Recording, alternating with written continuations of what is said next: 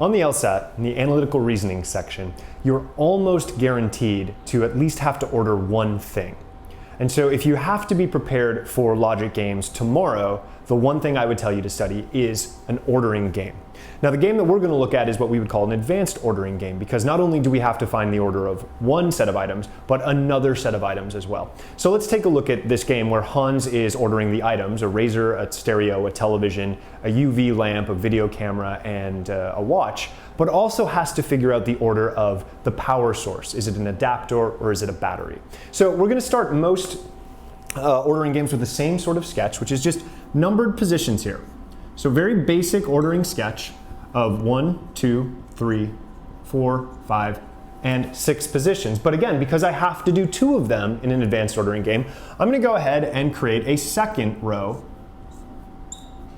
of positions here. And in the row below, I will just use the items, which is my R, S, T, U, V, and W. And up top, I'll just use that power source, which is A or B.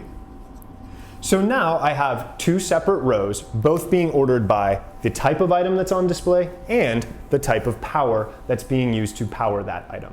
And so the rules now, which we'll walk through one at a time, will tell me how it's going to affect the game itself, the structure itself, and how they'll play around with the other types of rules in this game.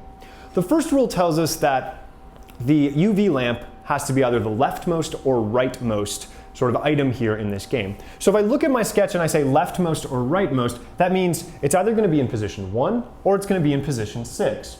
I can't really throw that into my game right now. It doesn't bring any other information with it, and I don't want to clutter my game up with a bunch of places where you can't go, but I definitely want to save that rule and remember it later when I'm talking about other things that might affect you.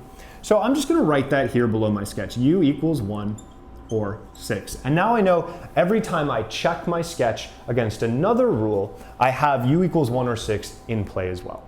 Second rule tells me that I'm never going to have 2 consecutive things powered by a battery. Again, not a whole lot I can do with that right now, so I'm just going to write never B, B. So I'll know that I'll never have 2 B's consecutive. If I have a B in 1, can't have 1 in 2. If I have a B in 2, I can't have it in 1 or 3. So again, taking that rule by itself and then thinking through how it affects the rest of the game. Third rule, the watch is definitely powered by batteries. It's a pretty concrete rule. I know whenever I see a W, it needs to go along with a B. So in this case, as soon as I can figure out where my W is in the game, I know it will bring the battery along with it. And while I can't do anything with it really right now, the things on left or right side of the watch won't be powered by a battery. They'll definitely have adapters on them. Fourth rule then tells me that whatever goes in position 4, the 4th item in this display, is not powered by an adapter. So if something's not powered by an adapter, it has to be powered by a battery. Here we have 2 options, A or B. It's not A, has to be the B. Happens all the time on the LSAT. They'll give you a rule in a negative sort of connotation. You have to turn that into a positive. This I can finally put into my game. So I take that rule, 4th item, not powered by an adapter, and I say, well, it's got to be powered by a battery. And now here's the methodical nature of logic games.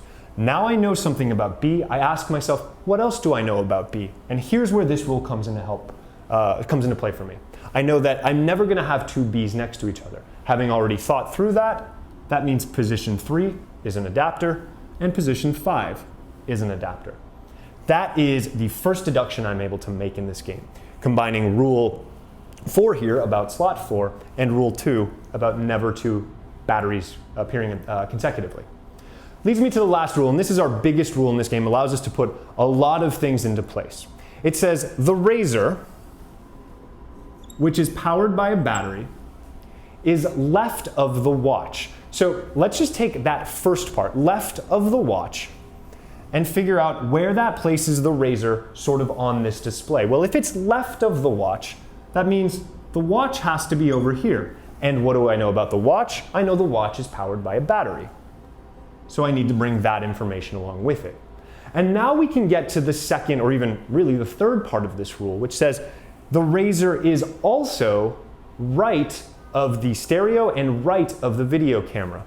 So I want to account for that, the razor right of the stereo and right of the video camera. Now keep in mind, I have no relationship between S and V. They could be on either side of each other, but I do know that both of them are left of the razor being right of S and V. So this becomes a pretty big rule for us here. I'm gonna just put a box around it. I've done a couple things with it. I've already made one deduction about the WB, which comes to the right of it. But when we have this sort of ordering rule in an ordering game, we usually can make at least two very good deductions. That is, we know what can't come first and what can't come second. But there are a lot of different things in order here. So let's take a look at them from both sides of the sketch, both sides of this order. Well, let's play around with this idea of the razor. The razor needs to have at least two things in front of it. At least two things in front of it. So S has to come before it and V has to come before it, which means to get two things in front of the razor at most can start third. But if I look up at third, it's powered by an adapter, and I know that razors are powered by batteries. So the razor can at most start here in the fourth position. So taking this order from the beginning, I know the razor is limited to, at earliest, fourth position. Going then to the back of this order, if I look at the watch behind the razor, I know at least one thing has to come after the razor. So the razor can't be sixth, there's no place for the watch to come after it. So the latest the razor could come is fifth. But again, looking at five is powered by an adapter. So it can't go here. It has to be left of the position 5, which means there's only one position left for the razor, position 4. And now I've made the big deduction that unlocks this game. This ordering rule in an ordering game allows me to place the razor in the fourth position. Knowing that, I ask, what else do I know about the razor? Well, not much. The razor's here and powered by a battery, but let's talk about W. If W has to come after the razor and has to be powered by a battery, can't be in fifth, only place left for it is sixth. So W has to go in the sixth position with a battery powering it. I know now that two things have to come in front of the razor. I know nothing else about W, but I do know something else about position 6. So again, what do I know about the razor? I know this. What do I know about the W? I know this. What do I know about position 6? I know that U has to be in either position 1 or position 6. Well, now that 6 is out of the running here, that means U has to be in position 1, leaving only spots 2, 3, and 5 open for consideration. Spots 2 and 3 are going to need to be taken up by S and V, the two things that have to come before R. I only have 2 positions left open for them. I don't know which one comes where, so I have to account for that using this placeholder. But now I have one open position and only one entity left to fill that position, and that's the television.